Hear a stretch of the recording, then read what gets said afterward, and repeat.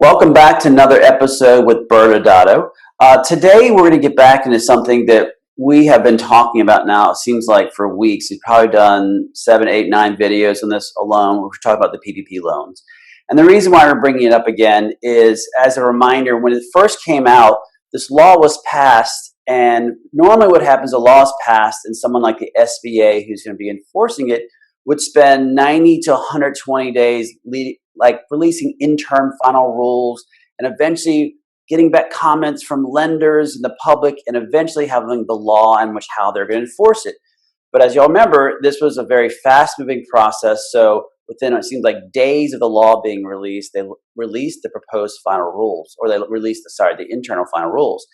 But it was subject to lots of comments. But at the same time, it said, you guys can immediately start lending. So as you all know, chaos came from this because the banks were lending money with very little guidance. And at the same time, we, the public who were trying to get these loans, weren't given a great guidance also. This has led to a lot of times where clients are reaching out to us asking for clarifications, the SBA loans, especially with the PPP loan. And because of that, the SBA has slowly been dripping out comments in their own Q&A section where they answer questions that are submitted as to how they're interpreting it. And so, Michael, I think there have been over 45 Q&As as of today's date. And one of the things that keeps coming up in the last, I think they've mentioned it 4 or 5 different times through their questions and answers, really has to do with should you have gotten the money, which is a weird thing because immediately it was like, hey, all small businesses, you can take this money. And now after the fact, they're asking the question, well, really, is that something you should have taken? And so maybe you can kind of give some qualifications as to what the SBA is starting to tell people about who really should have taken these funds. Well, if you take federal money with very little strings attached, that kind of, when they tell you that, that's kind of falls into the if it's sounds too good to be true category.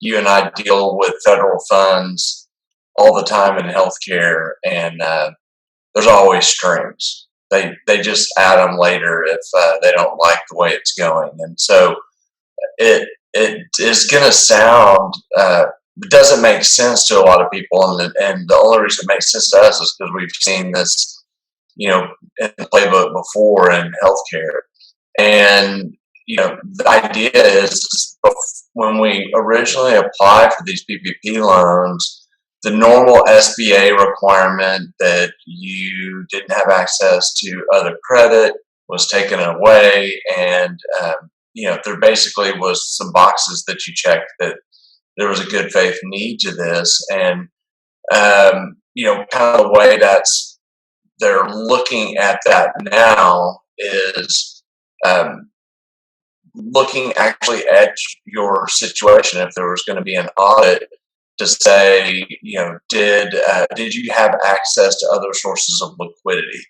And what we know that means from their answers to their questions is, like if you're a publicly traded company and you have access, through that, the channels available to a publicly traded company, you're probably not going to be eligible. But we don't know how to reconcile that against the noted requirement that you don't, like other SBA loans, have to have not have other sources of capital available through or credit available. So it's kind of we know now that the government's looking back at it, and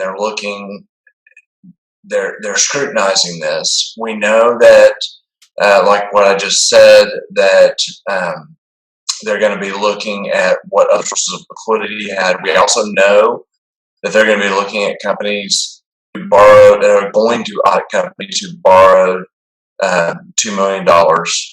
And, we also know that they're supposed to come out with additional guidance this week.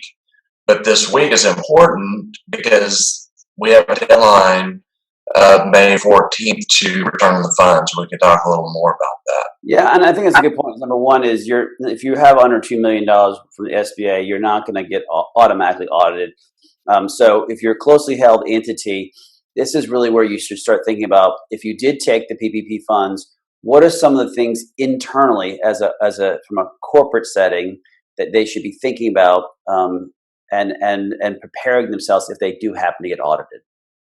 So we've been doing a bunch of trying to get up to speed, listening to webinars ourselves with former members of the government to try to get our arms around what they're going to do here. And so this is speculation, but what we believe is that they're going to look, if you get audited, and I should have noted this before, the audit's triggered when you apply for forgiveness. We know that. So kind of, the trigger point when companies are trying to decide whether they need to return the money or not is applying for forgiveness. So I suppose a company could choose not to apply for forgiveness and borrow the money and repay it under the terms of the note. But what we have heard is that they will look at the behavior of the companies following, borrowing the funds. And so, behaviors like being active in M&A, doing dividends and distributions are all the types of things that would, kind of question whether you in fact had need for the funds at the time. Now, I'll reserve my own personal commentary on the changing of the rules here from the intent of this, because all of us know what we felt like at March when we had no idea what was going to happen, and now that there's a little bit of an idea, although still no clarity, but we all believe businesses will be open or are starting to open or will be open, by early summer. But aside from that, we know that the actions that we would suggest you could take are really going back to that moment in time that you borrowed the money and putting together a corporate resolution, or incorporating your minutes from your conversations, but having something that documents what your decisions were based upon at the time, so that if you get audited down the line, you have something that's readily available to justify kind of your mindset at the time that you borrowed, and probably another resolution at the time that you apply for forgiveness, or now when you make a decision not to return the money, which is an option, as we've mentioned a few times in this, that now by May 14th, if you believe that you wouldn't qualify for the funds, you could return the funds,